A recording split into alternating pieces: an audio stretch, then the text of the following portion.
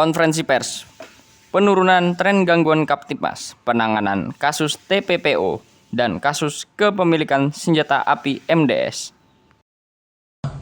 Salam, Om Swastiastu, Namo Buddhaya. Juni 2023, saya selaku Karopenmas Dip Humas Polri akan menyampaikan beberapa informasi. Yang pertama, gangguan Kamtibmas tanggal 11 Juni 2023. Secara umum tren gangguan Kamtibmas mengalami penurunan sebanyak 318 kasus atau 21,80%, yaitu pada hari Sabtu 10 Juni 2023 sebanyak 1.459 kejadian. Dan pada hari Minggu 11 Juni 2023 sebanyak 1.141 kejadian.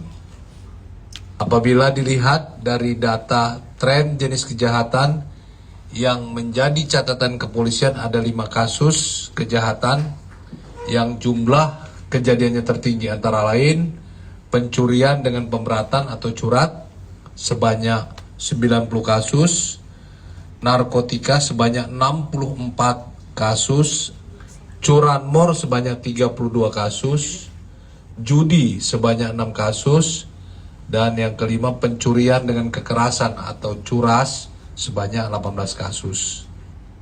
Kemudian saya akan menyampaikan terkait ANEP penanganan tindak pidana perdagangan orang atau TPPO per Satkernya baik Bareskrim Polri maupun jajaran. Hasil analisa dan evaluasi penanganan TPPO Satker Bareskrim Polri dan Polda jajaran periode 5 sampai dengan 11 Juni 2023 antara lain berdasarkan jumlah laporan polisi sebanyak 190 laporan yang terdiri dari A. Satgas TPPO Bareskrim dan Polda Kaltara 15 laporan, kemudian Polda Sumatera Utara 7 laporan, ini laporan polisi, kemudian Polda Sumbar 4 laporan polisi, D. Polda Riau 4, E. Polda Kepri 5, Polda Jambi 3, Polda Sumsel 3, Polda Bengkulu 5, Polda Lampung 1, Polda Banten 5, Polda Metro Jaya 4, Polda Jawa Barat 36, Polda Jawa Tengah 25, Polda Jawa Timur 4, Polda Bali 4, Polda NTB 4, Polda NTT 5, Polda Kalimantan Barat 26, Polda Kalimantan Timur 25, Polda Sulawesi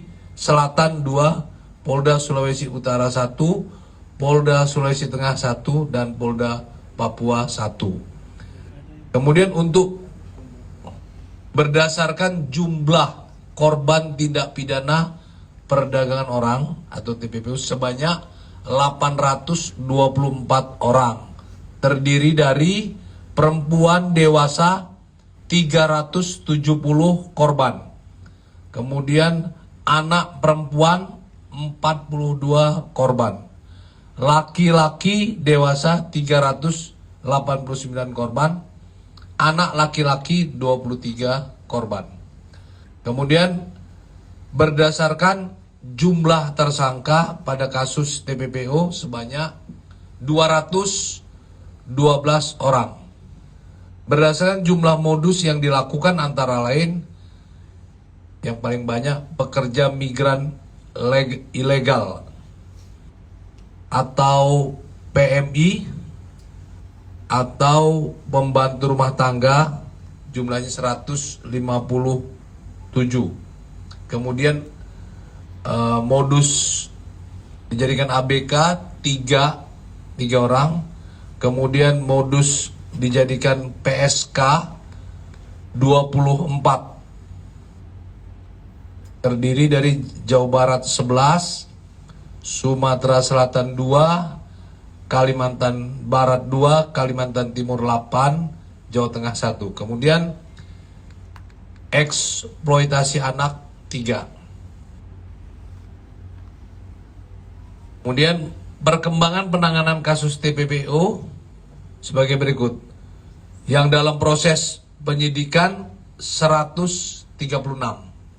Kemudian yang masih proses penyelidikan ada 24.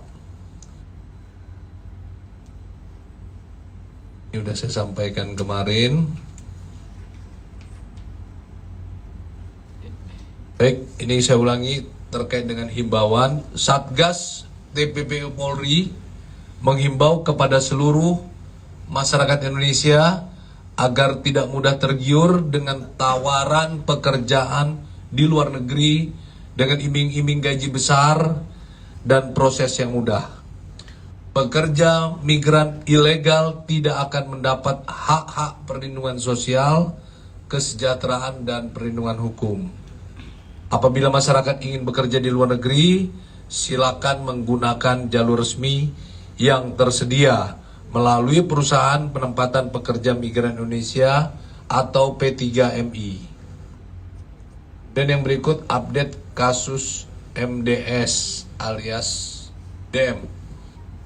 Akan dilakukan pemeriksaan terkait kasus dugaan kepemilikan senjata api. Pada hari Rabu nanti tanggal 14 Juni 2023 akan dilakukan pemeriksaan saudara B yang merupakan adik dari MDS alias DM. Kemudian hari Kamis 15 Juni 2023 akan dilakukan pemeriksaan orang tua MDS alias DM. Dan Jumat tanggal 16 Juni 2023 akan dilakukan pemeriksaan terhadap ketua RT. Pada kasus tersebut, NA terkait OOJ Obstruction of Justice, Kamis 15 Juni 2023 nanti akan dilakukan pemeriksaan kepada security atas nama P. Sekian, terima kasih. Wassalamualaikum warahmatullahi wabarakatuh.